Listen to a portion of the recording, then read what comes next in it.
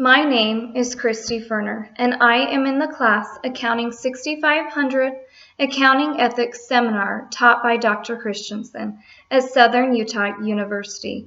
I will be giving a presentation on Scenario 1, the age-old dilemma. You are not told to cheat, but your job may be on the line.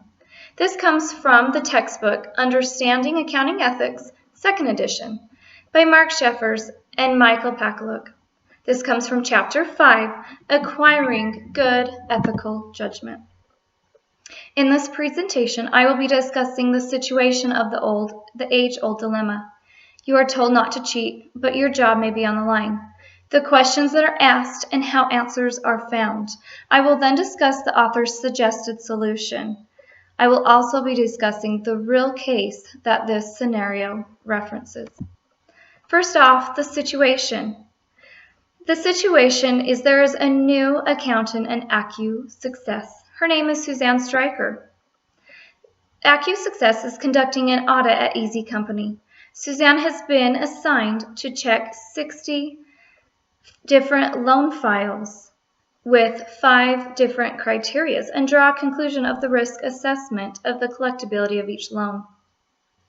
She has been given a budget of 40 hours. Will Smith is a senior accountant at AccuSuccess. He is given the same assignment as Suzanne. He is going to be looking at the same types of files, but they will be more difficult. Suzanne notices that Will is going home at 5 o'clock each night. He is just working a regular work week, and he seems to be doing great. He is getting his work done. He is right on time, right on budget. However, Susan is staying late every single night, and she has determined that it's probably going to take her 80 hours to complete the task. So that's more than twice the regular hour work week and what she assumes Will is working. So Suzanne finds Will and asks him, "What are you doing? You are so quick and you're doing such a great job. What are you doing? What tips can you give me to help?" We're all kind of looking for a better, more efficient way to doing things, right? So Will explains to her that the risk assessment was actually already done by management. And really their assignment is just to make sure the work papers look good. But he cautioned her that it is so important to get the job done on time and that she stays on budget, because if not, she may lose her job at the end. That's not something that Suzanne wants to hear. Will does state, "I am not saying that you should look at the files, but it should take you a lot less time to get through them. The loan portfolio isn't material anyway. If you keep taking nearly twice as long as budgeted, they won't keep you." So basically, Suzanne walks away thinking that Will is not looking at every file. He is just sampling them and making his own risk assessment that way. So Suzanne has to figure out what the right thing is for her. I mean, it would be pretty awesome if she could cut those 80 hours down and look good to management and get the job done in a good way, right? So maybe Will's suggestion is the best way. But on the other hand, is Will's way really the right way? Is it appropriate? Is it ethical? What's the right decision? So she has all these questions, and she really just needs to figure out which option is most appropriate and which is ethical. She's new in accounting, and so she reaches out to her friends who have some accounting experiences or that are accountants that can help her. The first person she goes to is Andrew. He's an entrepreneur. He has some accounting background. He suggests that Suzanne does what Will advised her. It seems like the best solution. But she could develop her own risk assessment approach in helping her sample. Andrew kind of feels like auditors do a lot of sampling, and that's just kind of the way we do things, so it seems like that would be the right suggestion. The next person Suzanne goes to is Boris.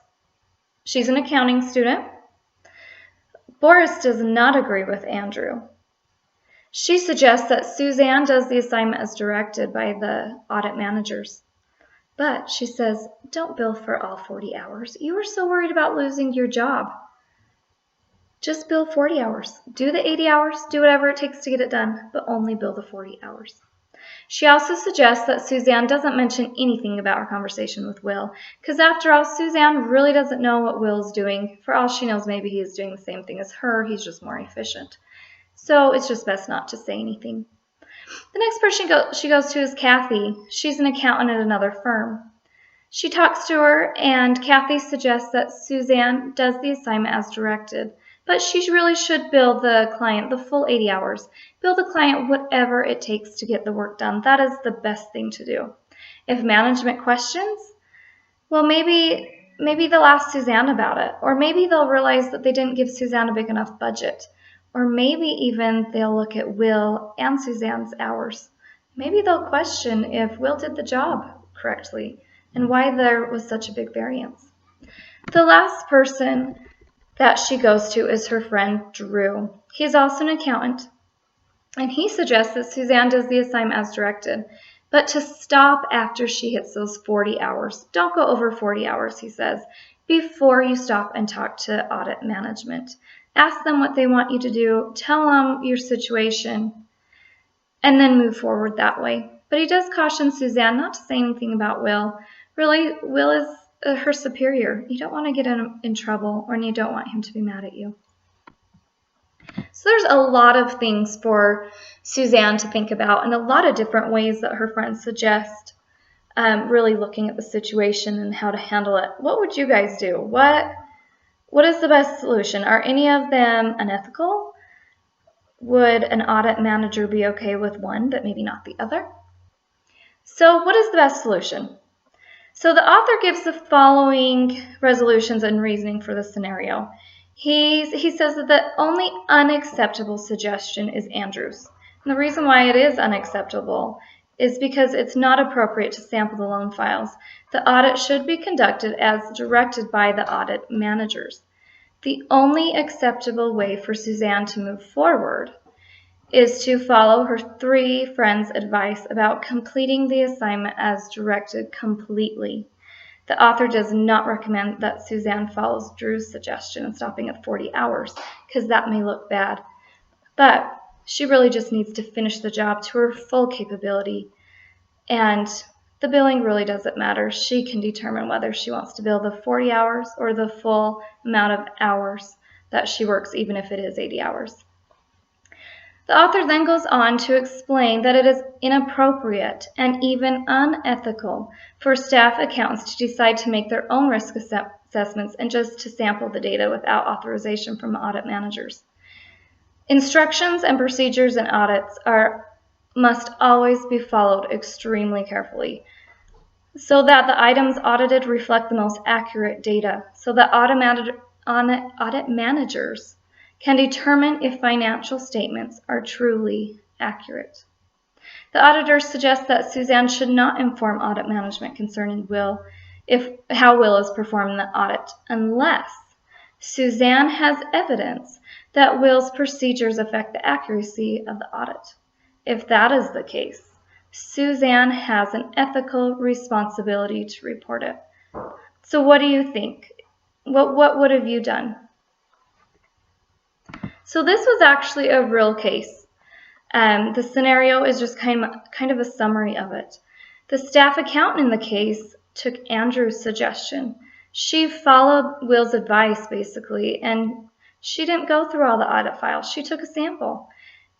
Him or her took the sample, and then she concluded that what the risk assessment was from that sample. What do you guys think the results were of that?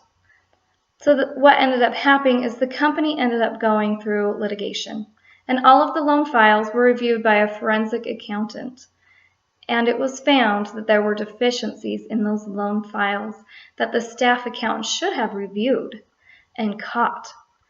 The staff accountant was forced to admit that she did not follow auditing procedures. She only took a sample, even though she let her superiors think that she had done the entire work that she was asked to do.